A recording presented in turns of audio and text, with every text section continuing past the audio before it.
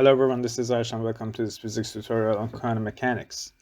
In this video we will review the applications of one of the most important concepts in quantum mechanics, singlet and triplet states of energy. Measuring excited singlet and triplet states of energy is widely used in transient absorption spectroscopy to study the changes in the energy levels of systems. Transient absorption method is used in experimental condensed matter physics, which has applications in measuring electronic states of materials, energy absorption and energy transfer, optimizing solar surge and human retina signaling. To learn about these singlet and triplet states of energy, we first need to learn about ladder operators in quantum mechanics. To introduce the meaning of these operators, we will be relying on an example from optics. Since light is an electromagnetic wave, each photon can be considered an electromagnetic oscillator.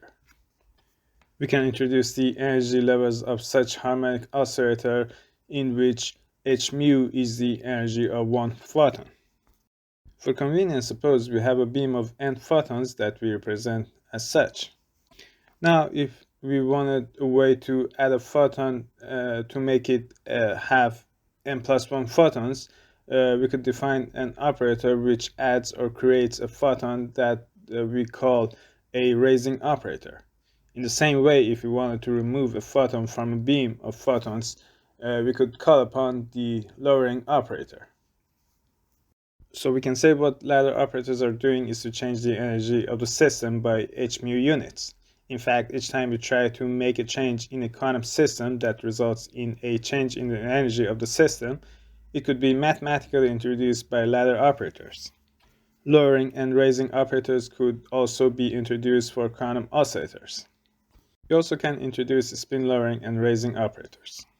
Since spin could be introduced as Sx, Sy, and Sz components, and Sx and Sy components could be introduced as spin plus and spin minus themselves, we can rewrite the S squared formula.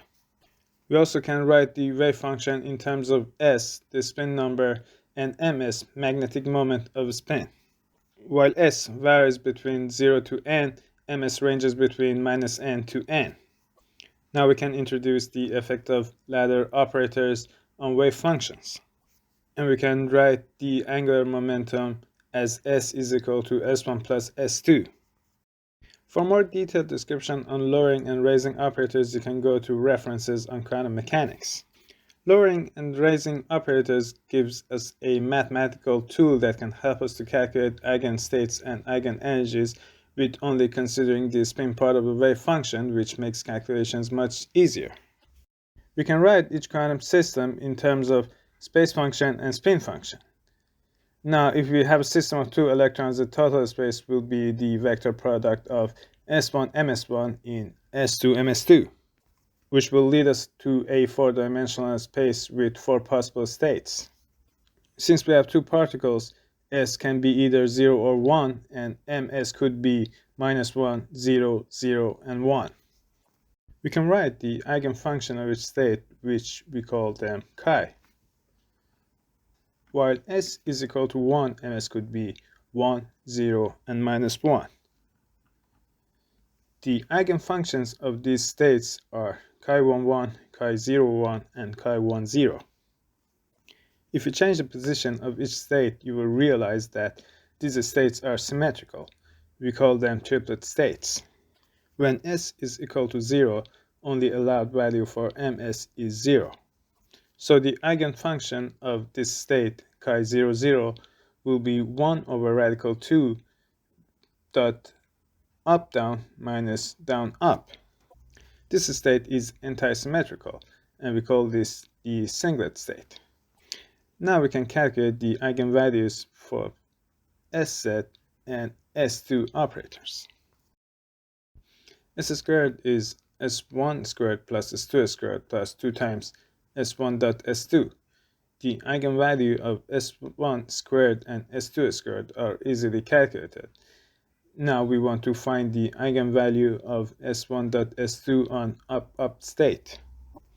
We can write the S1.S2 as S1x.S2x plus S1y S2y plus S1z.S2z.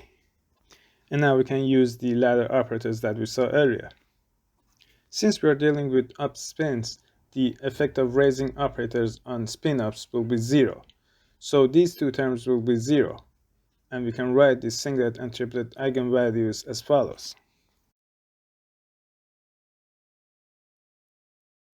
This will lead us to the Hamiltonian in terms of singlet and triplet energies. And if we write this equation, we can define ferromagnetic and antiferromagnetic mediums for different signs of J. Measuring excited singlet and triplet states of energy lead to femtosecond and nanosecond transient absorption spectroscopy. Transient absorption method is a pump-prop method which determines the energy levels in a system via the difference between two laser beams, pump and prop beams. In this method, a sample is photoexcited by a light source, whereby a second light source is used to measure the changes in absorption as a function of wavelength and time. The mechanism of transient absorption could be described as follows.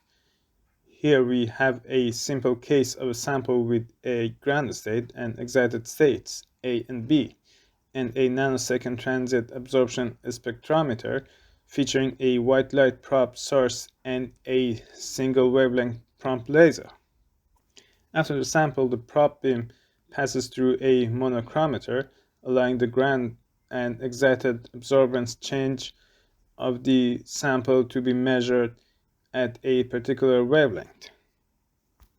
In the absence of photoexcitation, most species are in the ground state at T smaller than 0 before the pump laser excites the sample and the probe beam is incident on the sample. The detector observes the intensity of the ground state absorption resulting in the spectrum, OD0. The pump pulse reaches at the sample at T equal to 0 and creates a high non-equilibrium population in excited state A. At T greater than 0, the probe detects absorption from A to B as well as G to A. A new component due to excited state absorption appears in the spectrum at ODT, as well as a reduction in the ground state absorption. The decrease in G to A occurs because the pump pulse has depleted the ground state. This is known as ground state bleach. The transient absorption spectrum delta ODT measures the difference between ODT and OD0 and represents the change in absorption affected by the pump laser pulse. As the sample relaxes back into the ground state, its delta OD spectrum changes with time, eventually reaching 0. Quantum mechanics have various applications in modern technology, such as the technology of solar cells, batteries, computers, chemistry, and medicine. This effect grows more and more each day by our growing understanding on how to control quantum phenomena.